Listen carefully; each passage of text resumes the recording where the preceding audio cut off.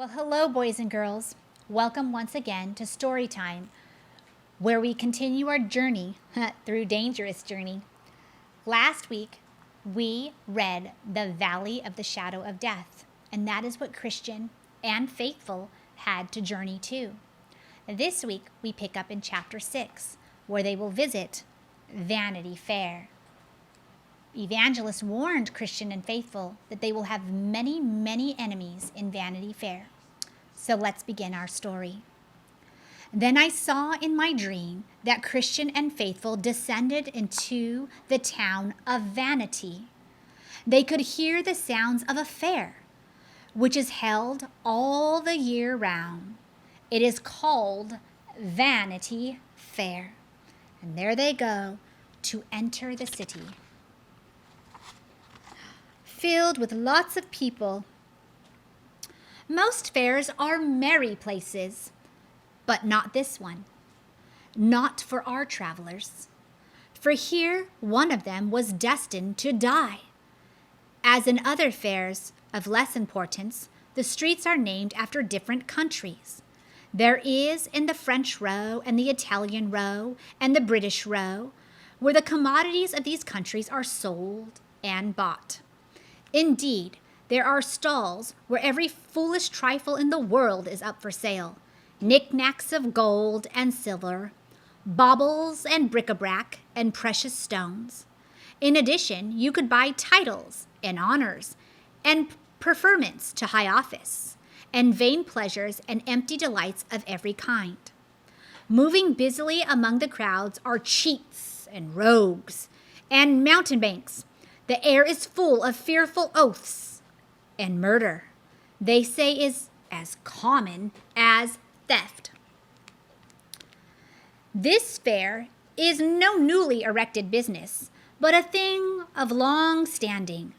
More than 1,000 years ago, there were pilgrims walking to the celestial city, as these two honest persons are.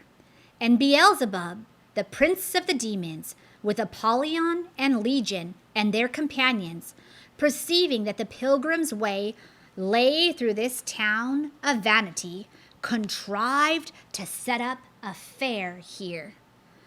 For he that would pass by this town must needs go out of the world.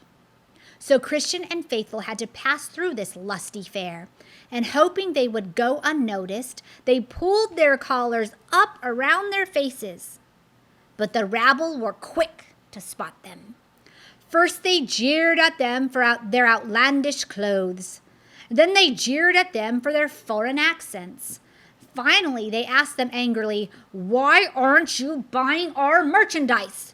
Buy, buy, buy!"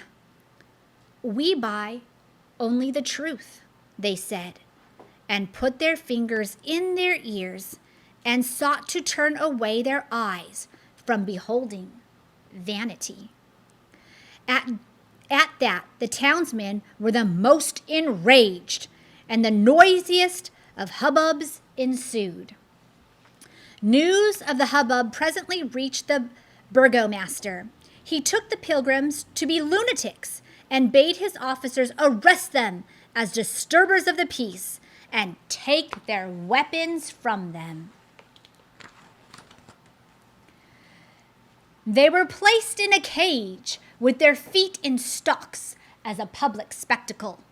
They lay there for some time and were made the object of any man's sport. Do you see Christian and Faithful in the cage? All because they would not buy. All because they would not purchase what the fair had to offer, because they wanted to keep on the straight and narrow path to the celestial city. They only wanted to buy truth, but that is not what Vanity Fair sold. For their part, they encouraged one another to trust in the Lord and behaved themselves most wisely, giving the passers-by good words for bad, not railing for railing, but contrariwise, blessing. So when they were insulted, Faithful and Christian blessed them. This further enraged the men of the fair, who now demanded in loud voices that Christian and Faithful should stand trial in their courts. So a day was appointed, and they were brought before the judge. The judge was the Lord Hategood. What does that mean? He hated all things good. Lord Hategood. And witnesses were called. The first, whose name was Envy, took the oath. Then, pointing his finger at Faithful, he said, "My lord, I have known this man Faithful for a long time," which was a lie from the start. "He is one of the vilest persons in this country." Superstition was the second witness. "For myself," he said, "I have no great acquaintance with the prisoner, nor do I desire to know him further. For in my talk with him, he did condemn our laudable religion as a thing of naught."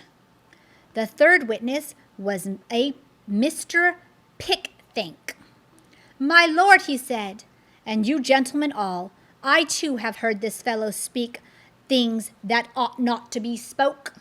He spoke contemptuously of our noble Prince Beelzebub, and of his honorable friends, Lord Luxury, Lord Lechery, and Sir Habit Greedy. He also railed at you, my lord, who are appointed his judge. We call you, I regret to say, an ungodly villain." It was clear by now that Faithful had been singled out by all three witnesses for their attack. So the judge addressed himself to Faithful. Now here Lord Hategood speaks. "You have heard, sirrah," he said coldly, "how these honest gentlemen have witnessed against you. You are, beyond doubt, a vile runagate. Yet in order that all men may see our gentleness towards you, let us hear what you have to say in your defense."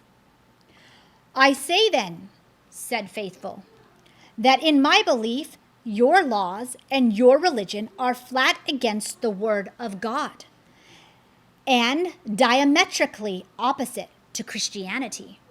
If you can prove me wrong, then I am ready to recant. As to Mr. Pickthink's allegations, I abide by what I said. Your prince and his attendants, by this gentleman named, are fitter to be in hell than in this town, and so the Lord have mercy on my soul." The judge, in summing up, quoted many learned instances from the laws of the Medes and the Persians to prove we know not what. Then he called on the jury, all lawful men and true, to consider their verdict. The foreman, Mr. Blind Man, said, "I clearly see," the blind man can see, "I clearly see this man to be a heretic." "Away with such a fellow," said Mr. No Good. "Aye," said Mr. Malice, "for I hate the very looks of him." "A sorry scrub," said Mr. High Mind.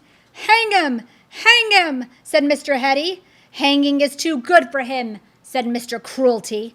So they found him guilty according to their laws, and after endless indignities, they burnt him at the stake.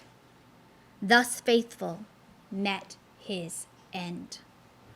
But I saw in my dream that behind the crowds there stood a chariot and horses waiting for Faithful, who, as soon as his enemies had done with him, was taken up into it and wafted through the clouds to the sound of trumpets.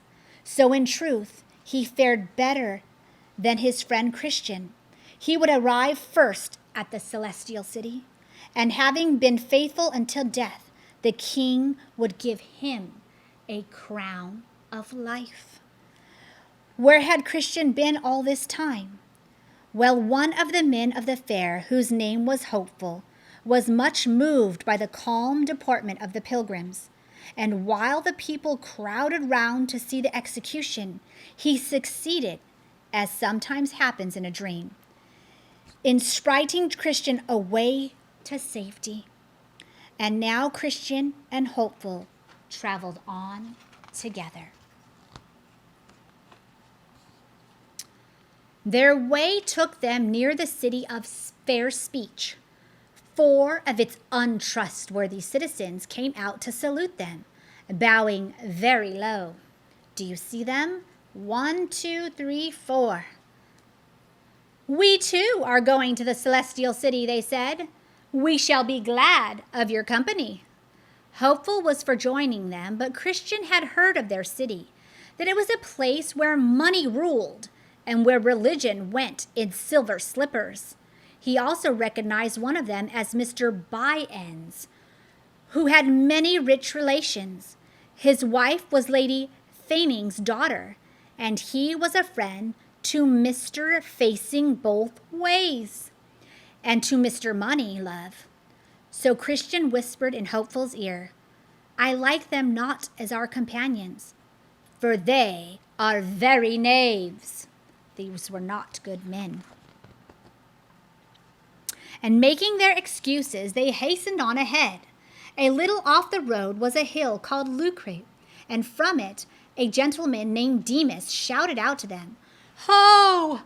Turn aside! There's a silver mine here. With very little trouble, you'll be rich. Let's go and see, said Hopeful hopefully. Not I, said Christian. I've heard of this place too. It is dangerous. Not dangerous at all, said Demas, though he blushed with shame as he spoke. So Christian hurried Hopeful past. By now the citizens of Fair Speech were coming into view. They had no hesitation when Demas beckoned them. They were only too pleased to dig for silver. Lead us to the mine, they said. But as they looked greedily over the brink, were told they lost their footing, fell in, and were smothered by the damps that commonly arise. For certain, they were never seen again. As to Christian, though he had been prudent then, his prudence didn't last. He was soon to make a terrible mistake. And isn't that what happens sometimes? Sometimes we make very wise decisions, and other times we make big mistakes.